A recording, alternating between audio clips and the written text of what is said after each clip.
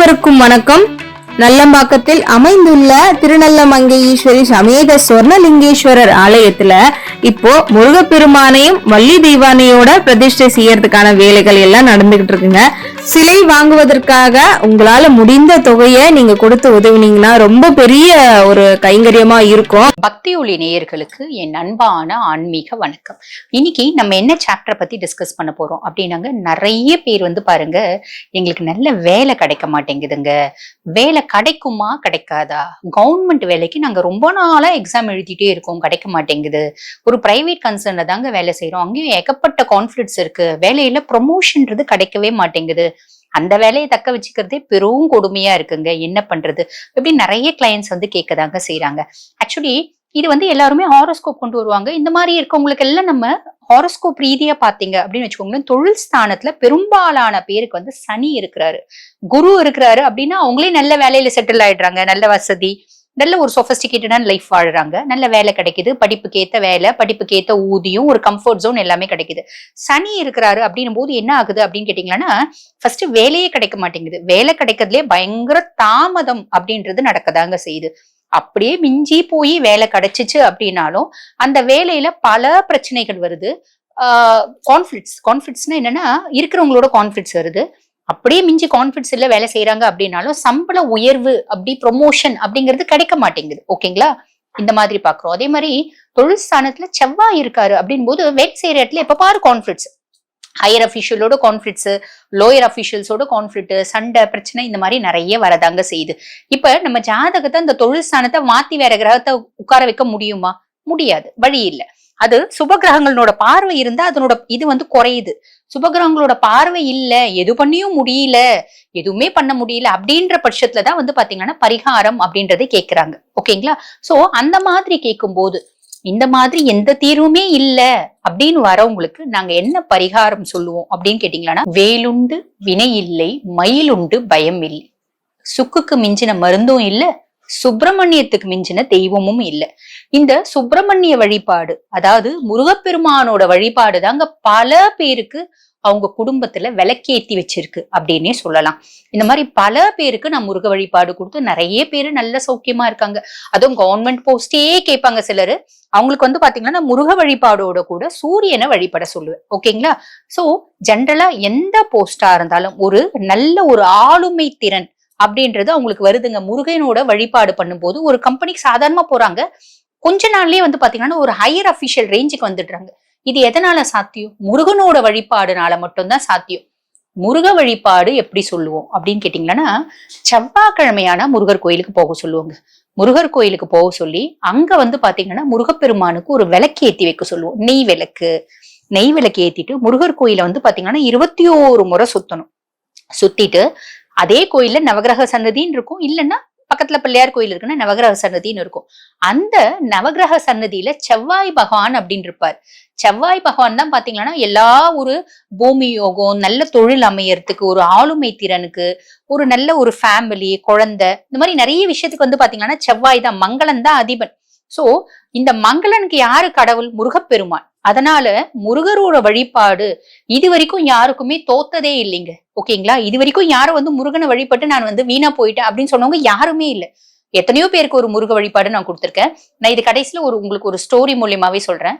Actually என்னன்னா, இந்த மாதிரி சுத்தி வரணும். அதாவது 21 முறை சுத்திட்டு முருகனை வேண்டிட்டு, முருகனுக்கு போகும்போது முடிஞ்சா செவ்வரளி மலர் எடுத்துட்டு போய் கொடுங்க. அவருக்கு சாத்தறதுக்கு ரொம்ப பெருசா மாலை எல்லாம் வாங்கணும்ல, சும்மா ஒரு முழம் கொடுங்க, அவர் சந்தோஷப்படுவார்.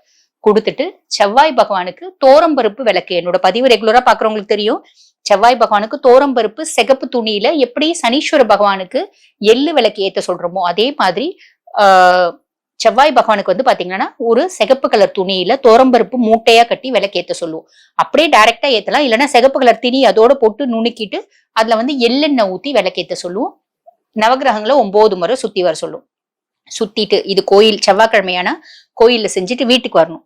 வீட்டுக்கு கந்தர் அனுபூதி அப்படின்னு ஒரு இது இருக்குங்க. அந்த கந்தர் அனுபூதி டெய்லி பாராயணம் பண்ணும். முடியலையா செவ்வாய்க்கிழமையானா மட்டுமாவது பாராயணம் பண்ணுங்க. அதாவது உங்க தொந்தரவுனோட வீரியத்தை பொறுத்து. ரொம்ப ரொம்ப ஏழ்மையில இருக்கவங்க வேலை கிடைச்சாதான் எனக்கு வாழ்க்கை அப்படின்றீங்களா, தொடர்ந்து 48 நாள் இந்த வேலையை செய்யுங்க.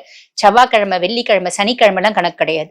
டெய்லி போங்க, டெய்லி வந்து செய்யுங்க. லேடிஸா இருந்தா தீட்டு நாள் விட்டுருங்க, தீட்டு நாள் விட்டுட்டு மறுநாள் வந்து அந்த 16 நாள் முடிச்சிருக்கீங்க, தீட்டு நாள் போச்சு, அதுக்கப்புறம் தீட்டு கழிஞ்சு வரனால 17வது நாள கண்டினியூ பண்ணுங்க. கண்டினியூ பண்ணி செய்யுங்க. ஒரு சிலர் என்ன சொல்றாங்க, மேடம் எங்களுக்கு கோயில் போறதுக்கு வழியே இல்ல, பக்கத்துல முருகர் கோயில் இல்ல, நாங்க என்ன பண்றது அப்படின்னு நீங்க கண்டிப்பா கமெண்ட்ல கேட்பீங்க. சோ கமெண்ட்ல நான் பதில் சொன்னா என்ன பதிலே சொல்ல மாட்டேன்றீங்களே அப்படின்னு கேட்பீங்க. சோ நான் அதுக்கான பதிலும் இதுலயே சொல்லிடுறேன். என்ன அப்படின்னு கேட்டீங்கன்னா, உங்களுக்கு போறதுக்கு வழி இல்லைன்னா வீட்டுல முருகப்பெருமானோட போட்டோ இருக்கும். எப்பயுமே முருகரோட போட்டோ வந்து பாத்தீங்கன்னா தம்பதி சமேதனரா வைங்க. அதாவது முருகர் வள்ளி தெய்வானை சமேத முருகப்பெருமானா வையுங்க. அதுக்கு என்ன பலன்றது நான் அப்புறம் பின்னாடி சொல்றேன். சரிங்களா? சோ அதை வச்சு அவருக்கு முன்னாடி வந்து பாத்தீங்கன்னா ஒரு மண் பிளேட், அந்த மண் பிளேட்ல வெத்தலை அடுக்கி வச்சிருங்க. சும்மா ஒரு 50 வெத்தலை 20 வெத்தலை இல்ல, ஒரு 3 வெத்தலை ஒத்தப்படையில இருக்கணும். 3 வெத்தலை வச்சு அதுக்கு மேல வந்து பாத்தீங்கன்னா அகல் விளக்கு வச்சு அதுல நெய் போட்டு அதுல வந்து திரி போட்டு, சாதா வெள்ளை திரி முருகனுக்கு, ஓகேங்களா, சிவப்பு திரி கிடையாது, போட்டு விளக்கேத்துங்க. விளக்கேத்திட்டு இந்த கந்தர் அனுபூதியை தொடர்ந்து 48 நாள் வீட்டுல படிங்க. முருகப்பெருமானோட இந்த இது வந்து ஆரம்பிக்கும் போது, இந்த பூஜையை ஆரம்பிக்கும் போது ஃபர்ஸ்ட் டே வந்து பாத்தீங்கன்னா ஒரு இனிப்பு நிவேதனம் பண்ணணும். அந்த இனிப்பு வந்து பாத்தீங்கன்னா சக்கரை பொங்கலா இருந்தா ரொம்ப விசேஷம். அந்த சக்கரை பொங்கல்ல ஒரு துளி பச்சை கற்பூரம் கண்டிப்பா போடுங்க. முடிக்கிற நாள் நாள் கோயிலுக்கு போயிட்டு வந்து ஆரம்பிக்கிறீங்க, முடிக்கிற நாள் கோயிலுக்கு போயிட்டு வந்து முடிக்கிறீங்க. இடையில டெய்லி வந்து பாத்தீங்கன்னா உங்களுக்கு ஸ்வீட் செய்ய முடிஞ்சா ஸ்வீட் செய்யுங்க, இல்லைன்னா வெண்பொங்கல், இல்லைன்னா நம்ம வீட்டுல சாதம் செய்யறோம் பாத்தீங்களா, வெறும் சாதம் இவ்வளவு நெய் போட்டு நிவேதனம் வைங்க. இதெல்லாம் எங்களுக்கு கஷ்டமா இருக்குன்னா 2 வாழைப்பழம், 1 ஆப்பிள், 3 கொய்யாப்பழம், 4 நெல்லிக்காய், எதுனாலும் வச்சு நிவேதனம் பண்ணுங்க. கற்பூரம் காமிக்கணும், நிவேதனம் பண்ணும், சாஷ்டாங்கமா முருகப்பெருமான வணங்கணும். ஐயா ஷமாபானம் அப்படின்றது கண்டிப்பா ஒவ்வொரு பூஜையிலும் கேட்கணும். ஷமாபானம்னா என்ன? ஐயா நான் தெரிஞ்சோ தெரியாமையோ அறிஞ்சோ அறியாமையோ உன்னோட பூஜையில ஏதாவது தப்பு செஞ்சிருப்பேன். கண்டிப்பா நம்மளுக்கு தெரியாம செய்வோம் இல்லைங்களா, நம்ம பெருசா எக்ஸ்பீரியன்ஸ் இல்ல இல்லைங்களா, அந்த தப்ப மன்னிச்சு இந்த பூஜையை நீ ஏத்துக்கோ, ஏத்துக்குன்னு எனக்கு ஒரு நல்ல வேலை கொடு அப்படின்னு நீங்க வேண்டிக்கோங்க. வேண்டனா கண்டிப்பா நடக்குங்க, கண்டிப்பா நடக்கும். சரிங்களா? நிறைய பேருக்கு நடந்திருக்கு. இது வரைக்கும் யாருக்கும் ஃபெயிலியர் இல்ல. சோ நான் உங்களுக்கு சொல்றேன், நீங்க செய்யுங்க. நான் கடைசியில சொன்ன பாத்தீங்களா, நான் உங்களுக்கு ஒரு உண்மை, அதாவது முதலே சொன்னேன் நான் உங்களுக்கு கடைசி ஒரு உண்மை கதை சொல்றேன் அப்படின்னு.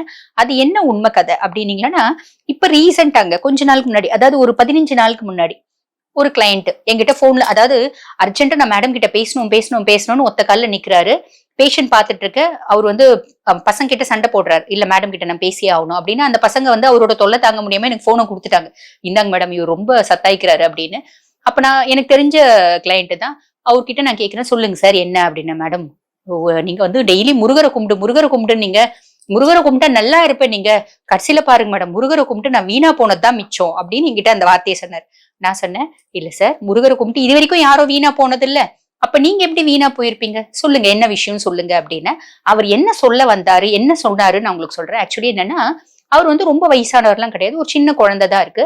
அவருக்கும் அவங்க ஒய்ஃப்க்கும் கான்ஃபிளிக்ட் என்னன்னா, ஜாதக ரீதியாவே அஷ்டமம். கல்யாணம் பண்ணி கொடுத்துட்டு இருக்காங்க, என்ன காரணம் அதெல்லாம் தெரியாது, கல்யாணம் ஆகி ஒரு குழந்தை இருக்குது. அவர் என்ன பண்ணிருக்காரு, நான் முருகர் கோயிலு செவ்வாய்க்கிழமையான, அவருக்கு பரிகாரம் நான் முருகர் கோயில் செவ்வாய்க்கிழமையான போக சொன்னேன், அந்த முழு டீடைல்ஸ் வேண்டாம். அப்ப அவர் வந்து போயிட்டு ரெகுலரா வந்து ஒரு 5 வாரம் போயிட்டு வந்திருக்காரு. 5வது வாரம் அவங்க ஒய்ஃப் வந்து கோச்சின்னு வீட்டுக்கு போயிட்டு இருந்தாங்க. 5வது வாரம் திங்கட்கிழமை அவங்க வந்துட்டாங்க. 4 வாரம் முடிஞ்ச உடனே கோச்சின் போன ஒய்ஃப் திரும்பி வந்துட்டாங்க. 5வது வாரம் முருகர் கோயில் போகும்போது, நம்ம தான் போறோமே, நம்ம ஒய்ஃப்க்கு நல்ல புத்தி வரட்டும், நான் சொன்னேன் ஒய்ஃப் வந்தா கூட முருகர் கோயில் கூட்டின்னு போங்க, நான் தான் இன்ஸ்ட்ரக்ஷன் கொடுத்திருந்தேன் பேசும்போதே. அப்ப அவர் என்ன பண்றாரு, ஒய்ஃபை கூட்டின்னு போயிட்டு கோயிலுக்கு எல்லாம் சுத்திட்டு அந்த செவ்வாய் பகவானுக்கு விளக்கு எல்லாம் ஏத்திட்டு வர்றாரு. அவருக்கு வந்து நல்ல போஸ்ட், ஆல்ரெடி அவர் ஒரு பிரைவேட் செக்டர்ல வேலை செய்யறாரு. அவர் ஃபாரின் ஆப்பர்ச்சுனிட்டிக்காக அந்த பரிகாரம் சொல்லியிருந்தேன். அதுல நிறையதுல இது ஒண்ணு, முருக வழிபாடு. அவர் வந்து வீட்டுக்கு வந்திருக்காரு. வீட்டுக்கு வந்த உடனே ஒரு சின்ன பிரச்சனை, சின்ன அவருக்கும் அவங்க ஒய்ஃப்க்கும் ஒரு சின்ன ஏதோ ஒண்ணு, குழந்தைய ஏதோ ஒண்ணு சொல்லி இருக்கு. குழந்தை ஓடி வந்து ஏதோ இவங்க அப்பா கிட்ட ஓடி வந்திருக்கு, தவறி விழுந்துட்டு இருக்கு. அப்ப அந்த பொண்ணு என்ன பண்ணிருக்கு, அந்த குழந்தைய போட்டு அடிச்சிருக்கு. இவர் கோவம் வந்திருக்கு, ஏன் குழந்தைய போட்டு அடிக்கிற, இப்படி பேய் மாதிரி அப்படின்னு ஒரு வார்த்தை கேட்டிருக்காரு. உடனே அந்த பொண்ணுக்கு என்ன ஆச்சு ஏதுன்னு தெரியல, குடுகுடுன்னு மாடியில ஓடி போயிட்டு அதாவது பிளாட் ஸ்டார்ட் இருக்கு, மொட்டை மாடியில இருந்து கீழே விழுறதுக்கு அந்த பொண்ணு போயிடுச்சான். இவர் என்ன பண்ணிருக்காரு, குடுகுடுன்னு ஓடி போய் ஒரு ஃபிராக்ஷன் ஆஃப் செகண்ட் கையை பிடிச்சிருக்காரு, அந்த பொண்ணு கையை பிடிச்சிருக்காரு, இழுத்துன்னு வந்துட்டாரு கீழே.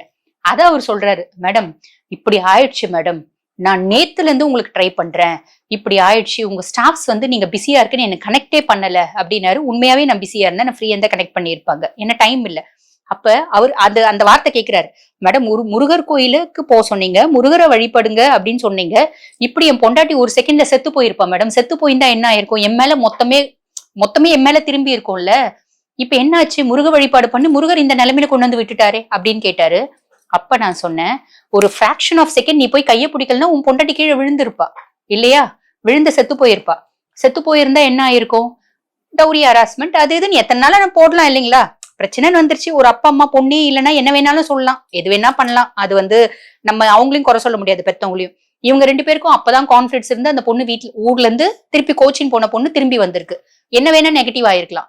அப்ப அந்த ஒரு செகண்ட் நீ போய் கைய பிடிச்ச பத்தியா, அது யார் பண்ணது, சாக்ஷாத் முருகப்பெருமான் உனக்கு பண்ண உனக்கு போட்ட பிச்சை அது.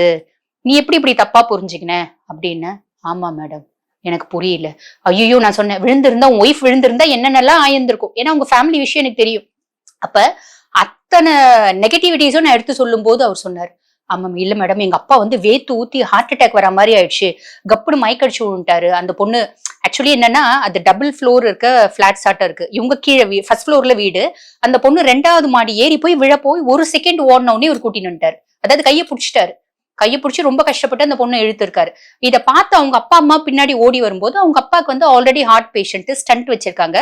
பார்த்த உடனே அவருக்கு நெஞ்சு வலி வந்து வேர்த்து ஊத்தி கப்புடங்க மயக்கடிச்சு விழுந்திருக்காரு. இததான் அவர் சொன்னது, அந்த கிளைண்ட் சொன்னது. அப்ப நான் அவருக்கு புரிய வச்சேன், இந்த ஒரு க்ஷணம் ஒரு செகண்ட் உன்னை காப்பாத்தது யாருன்னா முருகப்பெருமான். ஏன்னா அவருக்கு வந்து அவரோட ஹாரோஸ்கோப் வந்து ஃபேவரா இல்ல. அவருக்கு வந்து பாத்தீங்கன்னா சந்திர அஷ்டமம். சோ அவரோட ஹாரோஸ்கோப் ரீதியா அவர் வந்து சிறைவாசம் அப்படின்றது அவரோட ஹாரோஸ்கோப்புக்கும் உண்டு. அது எனக்கு தெரியும், அவருக்கும் தெரியும். ஓகேங்களா. அந்த சிறைவாசம் அப்படின்ற ஒரு இதை வந்து மாத்தி கொடுத்தது யாரு, முருகப்பெருமான். நான் இது சொன்னேன், அப்புறம் அவருக்கு வந்து புரிஞ்சிச்சு, ஐயோ நான் தப்பா சொல்லிட்டேன் மேடம், முருகர் வந்து இப்படி பண்ணாரு, நான் தப்பா சொல்லிட்டேன், நான் கண்டினியூஸா முருகரை கும்பிடுறேன் மேடம், வழிபாடு பண்றேன், எனக்கு வேலையும் கிடைச்சிடும்ன்ற நம்பிக்கை இருக்கு. எப்ப நீங்க அதாவது ஃபாரின் ஆப்பர்ச்சுனிட்டியும் எனக்கு கிடைச்சிடும்ன்ற நம்பிக்கை இருக்கு, எப்ப நீங்க இவ்வளோ எக்ஸ்பிளைன் பண்ணீங்களோ எனக்கு புரிஞ்சிடுச்சு அப்படின்னாரு. எப்பயுமே இங்க நம்ம கடவுள் கிட்ட ஒண்ணு வேண்டுவோம், கடவுள் கொடுக்கலன்னு வச்சுக்கோங்களேன், ஐயோ என்ன கடவுள் கொடுக்கவே இல்லையே, கடவுள் நம்மளுக்கு செய்யல, கடவுளை கும்பிட்டு வேஸ்ட், கடவுளை கும்பிட்டு பிரயோஜனமே இல்லை, டைம் வேஸ்ட் ஆனதுதான் மிச்சம் அப்படின்னு நம்ம நினைப்போம்.